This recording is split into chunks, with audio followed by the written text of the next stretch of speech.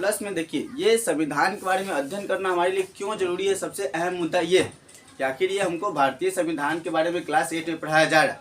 आखिर क्यों पढ़ाया जा रहा है, इसके पीछे क्या रीजन है, आखिर ऐसा क्या हुआ कि हमको संविधान की आवश्यकता पड़ी और संविधान की आवश्यकता क्यों पड़ी और संविधान किसे कहते हैं, इसके बारे में जानकारी होना क्यों जरूरी है। इन सारे सवालों का जवाब हम जानेंगे इसी क्लास में। ध्यान दीजिए, सबसे पहले इसको एक चीज़ और समझिए। इसमें देखिए हमारा जो देश है अलग अलग जाति धर्म पर आधारित है कि नहीं। लेकिन सोचने वाली ये बात है कि आज से वर्तमान समय से 4.5 अरब वर्ष पहले, आज से 4.5 अरब वर्ष पहले किसकी उत्पत्ति हुई थी? पृथ्वी की उत्पत्ति हुई थी। किसकी उत्पत्ति हुई थी? पृथ्वी की। और इस पृथ्वी पे मानव की उत्पत्ति इसके 1 अरब बाद हुई थी। कितने अरब बाद हुई थी? 1 अरब वर्ष बाद। 1 अरब वर्ष बाद। 1 अरब वर्ष बहुत बड़ा मायने मतलब रखता है। पहले के लोग 102 साल जीते थे। 102 साल नहीं, 100, 105, 110, 120, 122 तक भी क्या है लोग जिए। लेकिन आज के लोग का उतना वैलिडिटी नहीं है। अब क्या हो गया है? हाइब्रिड हो गया है। क्या हो गया हुआ? हाइब्रिड। अभी जब तक चल रहा है अभी जिंदगी का कोई ठिकाना नहीं है। लेकिन मैक्सिमम कम से कम 60 साल जी लेता है इंसान। 60-70 साल अभी भी जी लेता है। पहले क्या जीता था? अब 60 तक तो जाते जाते बहुत सारी घटना क्या होता है शुरू हो जाता है। घटना तो कभी भी घट सकता है, लेकिन एक एवरेज 60-70 साल आसानी से अभी भी जीवन यापन होता है पृथ्वी पे। लेकिन पहले 105, 110 ऐसे जीते थे पहले। अभी जो है ना, इसके पीछे रीजन क्या है कि पहले खेत में इतने सारे खाद्य पदार्थ का उपयोग नहीं किया जाता था। गाय का गोबर, बकरी का, भैंस का, इस सब का गोबर क्या है खेत में खाद के रूप में प्रयोग किया जाता था। अभी तो क्या क्या आ गया है, यूरिया, डाई, पोटास, क्या क्या बहुत सारे कीटनाशक दवाई आ गए हैं जो कहीं ना कहीं हमारे सेहत को नुकसान पहुंचाता है। उस समय खाने में पैदावार बढ़ाने के लिए हम लोग उसका उपयोग करते हैं, लेकिन पैदावार बढ़ाना भी जरूरी है क्योंकि जनसंख्या बढ़ रहा है, लेकिन हमारे सेहत पर उसका एक घातक प्रभाव पड़ता है। इसी कारण है कि आज भारत के लगभग घर में आपको बीपी पेशेंट मिल जाएगा और क्या है एक है ब्लड प्रेशर का पेशेंट क्या होगा आपको मिल जाएगा। लगभग घर में आपको मिल जाएगा। चलिए वो सब एक्सटर्नल मैटर है। हम लोग संविधान के बारे में चर्चा कर रहे हैं। किसके बारे में चर्चा कर रहे हैं? संविधान। ये संविधान हम वापस अपने टॉपिक आते हैं। देखिए पृथ्वी की उत्पत्ति कब हुई थी? 4.5 अरब वर्ष पहले। और 3.5 जस्ट 1 अरब बाद, यानी 3.5 अरब पहले किसकी उत्पत्ति हुई थी? मनुष्य की। किसकी? मनुष्य यानी मानव की उत्पत्ति हुई थी। कितने अरब? आज से कितने अरब वर्ष पहले?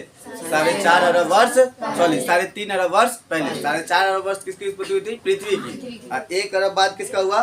पृथ्वी पे मानव की उत्पत्ति। लेकिन सोचिए, जब पृथ्वी पे मानव की उत्पत्ति हुई होगी, जब पृथ्वी पे किसकी उत्पत्ति हुई होगी? मानव की उत्पत्ति हुई होगी। क्या उस समय कोई जाति धर्म रहा होगा?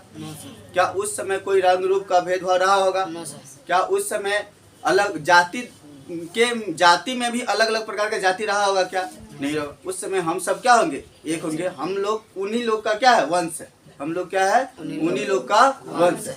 जब पृथ्वी में मानव की उत्पत्ति हुई होगी तो उस समय किसी प्रकार का कोई जाति धर्म नहीं रहा होगा। नहीं रहा। लेकिन आज हमारे प्रकार के अनेक प्रकार के क्या है जाति धर्म है। कोई राजपूत है, कोई भुइयार है, कोई ब्राह्मण है, कोई डोम है, कोई चमार है, कोई पासवान है। अनेक प्रकार का जाति धर्म है ना। और इसमें भी ऊंच नीच का क्या है? भेदभाव। इसमें भी क्या है? ऊंच नीच का भेदभाव। ऐसा क्यों है? मानते हैं हमारा संविधान हमको अधिकार, सबको समानता का अधिकार देता है, लेकिन इसका क्या इस पालन हो पाता है? आप लोग एक कहानी के माध्यम से समझिए। ध्यान दीजिए, हमारे भारत का सबसे पावन पवित्र पर्व छठ पूजा माना जाता है। हमारे भारत का सबसे ज़्यादा पावन पवित्र पर्व किसको माना जाता है? हिंदू धर्म में छठ पूजा को माना जाता है। और उस छठ पूजा में जो दौरा आता है, डलिया आता है, वह एक डोम समुदाय के लोग बनाते हैं। कौन बनाते हैं? डोम समुदाय के लोग। और उस डलिया, उस दौरा को हम लोग उनके यहाँ से खरीद कर लाते हैं या फिर लेकर आते हैं और अपने यहाँ उसको अच्छे से मतलब वैसे रूम में जिसको हम पवित्र मानते हैं, यानी पूजा घर में जाकर रखते हैं। कहाँ रखते हैं? पूजा घर में। लेकिन वही डोम का बच्चा अगर आ जाए, वही डोम या फिर कोई डोम समुदाय का कोई बच्चा आ जाए, तो शायद आप उसको कुर्सी बैठने के लिए नहीं दीजिएगा। आप जिस गिलास में पानी पीते हैं शायद उस गिलास में उसको पानी पीने के लिए नहीं दीजिएगा। जिस जगह पे आप बैठे हुए हैं अपने साथ उसको बैठने का मौका नहीं दीजिएगा। क्या ये समाज के लिए सही है? नहीं है। हमारा संविधान सबको समानता का क्या देता है? अधिकार देता है। आज अनेक प्रकार का भेदभाव होता है, अनेक प्रकार क्या होता है? भेदभाव। लेकिन किसके साथ होता है? जिसको इस बात का जानकारी नहीं होता है उसके साथ होता है। हमारा समाज कब परिवर्तन हो सकता है? जब हम सबको समानता का अधिकार मिलेगा, तब क्या हो सकता है? हमारे समाज में धीरे धीरे परिवर्तन हो सकता है, अन्यथा ये संभव नहीं है। आज पहले के जमाने में गर्ल्स लोग को पढ़ाने का मौका नहीं मिलता था, अधिकार ही नहीं था, उसको पढ़ने ही नहीं दिया जाता था। पढ़ता था सिर्फ कौन पढ़ता था? लड़का पढ़ता था। लेकिन आज महिलाएं भारत के हर एक क्षेत्र में काम करने, मर्द के साथ कंधे से कंधे मिलाकर काम कर रही है। चाहे वो पहले जो था सेना में महिलाएं नहीं जाती थी, बॉर्डर पे सुरक्षा के लिए सिर्फ क्या जाता था? पुरुष जाता था। हमारा देश पुरुष प्रधान देश था, ठीक है। वहाँ पे कौन जाती थी? कौन जाता था? पुरुष जाता था। लेकिन आज महिलाएं भी क्या है? बॉर्डर पे सुरक्षा प्रदान कर रही, यानी लड़कियां आज भी वहाँ पे पुरुष के साथ कंधे से कंधे मिला के क्या सुरक्षा प्रदान भारत के लिए कर रही है।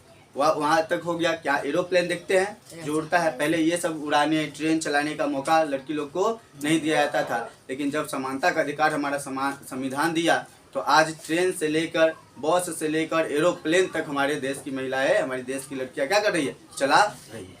तो ये कब संभव हुआ? जब उसको मौका मिला तब।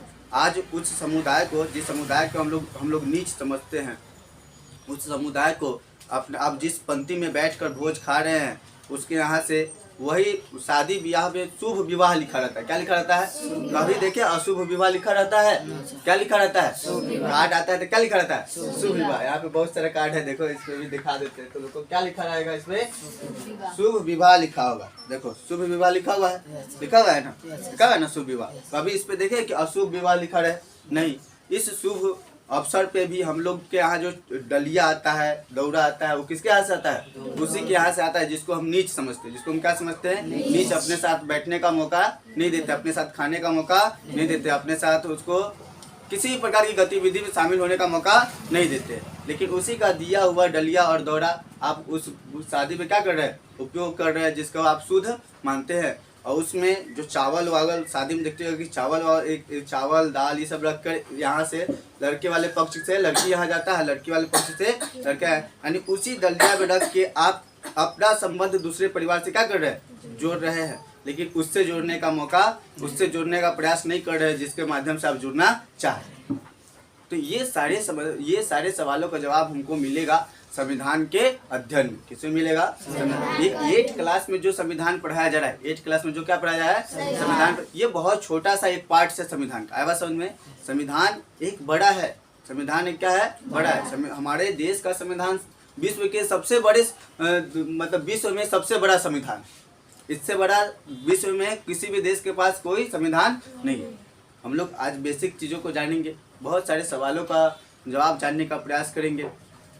जैसे में स्टार्ट करते हैं क्लास, बहुत सारे ऐसे टॉपिक है जिनको जानेंगे। और ये बोले हैं कि संविधान का क्या है? एक छोटा सा पार्ट है, ये इंट्रोडक्शन। इसको मान लीजिए आने वाले समय में जैसे जैसे आपका क्लास अपर लेवल पे जाते जाएगा, आप धीरे धीरे संविधान के बारे में विशेष रूप से अध्ययन करते चले जाइएगा। हम देश के नागरिक हैं। हम किस देश का नागरिक है? भारत देश का क्या है? नागरिक है। हमको एक भारत देश का नागरिक होने के नाते भारतीय संविधान के बारे में जानना चाहिए। हमारा मूल्य कर्तव्य क्या है, यानी हम एक नागरिक है तो हमारे नागरिक होने का मूल्य कर्तव्य क्या है, इसको जानना चाहिए। हमको हमारा देश किस प्रकार का अधिकार देता है, इसकी जानकारी होनी चाहिए। प्लस में हमारे देश का राष्ट्रीय लक्ष्य क्या है, इसकी जानकारी होनी चाहिए। बहुत सारे आज भी लोग होंगे जिनको इन सब बातों से कोई मायने मतलब नहीं रहता। लेकिन नहीं, अगर आप इसको नहीं जानते हैं तो बहुत सारे ऐसे चीज़ है जिसके माध्यम से आप अच्छा जीवन यापन कर सकते थे, उससे आप क्या रह जाइएगा? वंचित रह जाइएगा। तो इन सब बातों का, इन सारे सवालों का जवाब हमारे पास होना चाहिए, जिसके लिए एक ही माध्यम है, वह है शिक्षा। क्या है? शिक्षा। शिक्षा एक ऐसा हथियार है जिससे किसी प्रकार का कोई भी जंग जीता जा सकता है। आप अगर शिक्षित है तो अच्छा जीवन यापन कर सकते हैं, शिक्षित नहीं है तो बहुत सारे जीवन यापन कर सकते हैं लेकिन बहुत सारी समस्याओं का सामना करना आपको पड़ेगा। और उस समय में शिक्षित है फिर भी करना पड़ेगा, लेकिन उस समस्याओं का समाधान आपके पास अवेलेबल होगा। इसलिए शिक्षा हमारे लिए क्या है? जरूरी है।